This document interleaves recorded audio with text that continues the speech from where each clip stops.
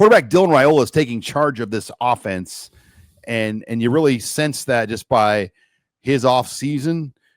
First of all, I did find it fascinating, Sip, that he completely stepped away from all elements of football for 3 full weeks after the bowl game. Just got out of it altogether.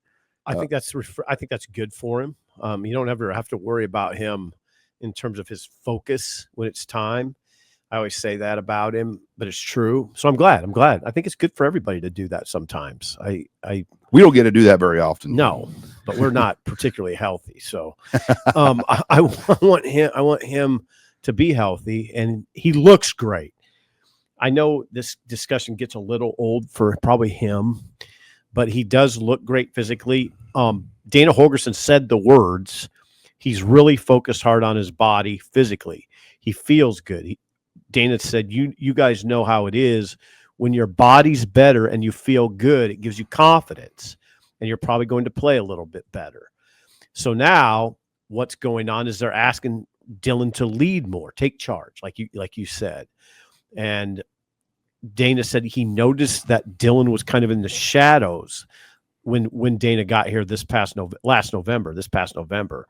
But now that's kind of changing. Remember, he was only 18 years old. That was always that was so much for him, I think, to be 18. And we kind of treat him like he's Russ Wilson. Well, and he handled it properly in the sense that he didn't try to take charge because he hadn't done anything yet here. It would have been awkward, right, to have just somebody come in and start yelling at you and telling you what to do. Really awkward. You have to earn that. You don't just get to start the boss. Even though in our world now, there's a lot of younger generational people that think they can start out as a boss. But it doesn't work that way in football. You have to. No, it doesn't. It doesn't. Earn the respect of your team. Yeah, and I think Dylan earns it not only with what he did on the field last year, which was very good at times, but at times he looked like a rookie. But he did weather it, and he played every game, right? And you also earn it in the offseason, and Dylan's a hard worker. And guys see that. Guys see that Dylan is what does Dana Holgorsen always say? He's so prepared. Like Dana says that he'll get halfway through a play call and Dylan will just stop, interrupt him, and say, I know what the play is. So Dylan is so well versed in the offense because he studies it hard.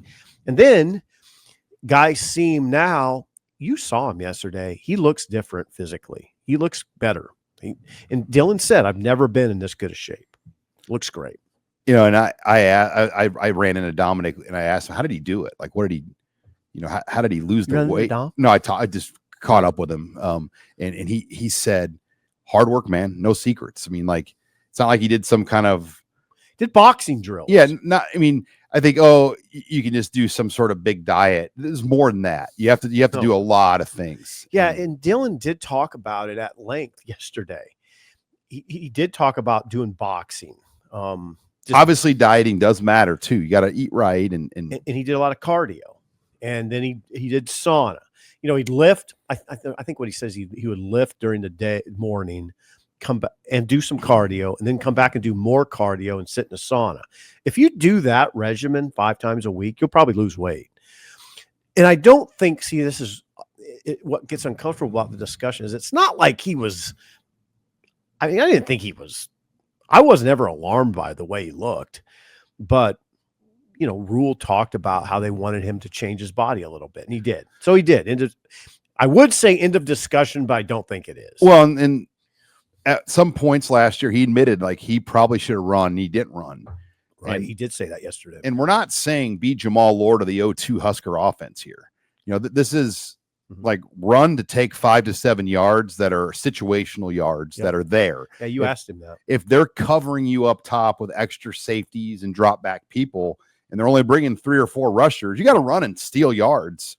Right. And he recognizes that. And we saw a lot of good quarterbacks that won this year. That's what they do. And Dylan said, for people that are wondering, he said he's absolutely focused more on that this year. He said I'm absolutely focused more. So it's a good picture with Dylan. It pretty much always has been. And then behind what they got behind him? You want to shift to that? Yeah. I think the conversation, I know that the number 2 quarterback, right now it is Jalen granddad, as they call him, but Gramstad. Holgerson said that. And obviously Davila, Marcos. Latif TJ can get there. Mm-hmm. But they're not there yet. They don't know what they're doing yet. I mean, this is right. This is what Holgerson said, that it's going to take them a year to learn the offense. Okay. I was thinking about this yesterday. Think about the advantage Dylan has over those guys. I mean, he's far superior in terms of arm talent. And you know where Dylan would create an edge in just about any quarterback room with his mind. Dylan's mind gives him an edge. He learns things super fast. He understands the game at a high level. That will give him an edge in just about any room he's in. And think about these guys. Think about what Dylan could teach TJ Latif right now. Hopefully he is. Think about what he could teach Marcos Davila. Marcos Davila, by the way, big dude with an arm. He kind of looks like Dylan at first when you see him. You're like, oh, that's not Dylan. But they resemble one another a little bit. I saw him throw a couple balls. Arm strength's not going to be an issue with Davila. Wow. I mean, he's got a long way to go, though. Yeah. I mean, you've got a great situation. You got Dylan. You've got a guy next to him in a headset, essentially, Jalen Granstad. Yeah. And that's when this discussion a year ago or last June, when we talked about him coming, there was pushback. It never made sense to me because I'm like, look, this guy has played so much football. He's won a lot of football. This is exactly what Dylan Raiola needed, a guy that could help him see things, talk to him, not trying to take his job, but there to understand what his role is within the program. And it's going to be perfect to keep letting these other guys develop as well. And you hope Dylan Raiola then stays healthy all year. Yeah, one of Dylan's strongest comments yesterday was that he said to Gramstad, bro, you got to come back. Because Gramstad thought about leaving. And Dylan told him, bro, I need you. I need you here. So gigantic for Gramstad to stay. And think he didn't get here till like July last year. Right. I mean, it was dang near July. So how much time did he really have? I mean, he literally worked a shift at a golf course, drove to the camp, tried out. They didn't even know he was coming. And all of a sudden now he's the number two quarterback going into now, this year. as it stands, it can change. And a lot of people tried to downplay his addition and ignored it. And I never got it. Why?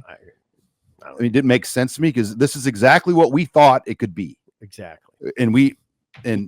You're right. Got to throw that out there because no, that's all right. That's all right. I totally agree with you. He's the number two guy. Dana Holgerson said if the season started today or tomorrow, whatever, he would be the number two. Well, then it sets up a year from now. Ideally, Latif or Marcos can be the number two guy. Right. Exactly. So unless one of those guys really comes fast and overtakes Gramstad, it could happen.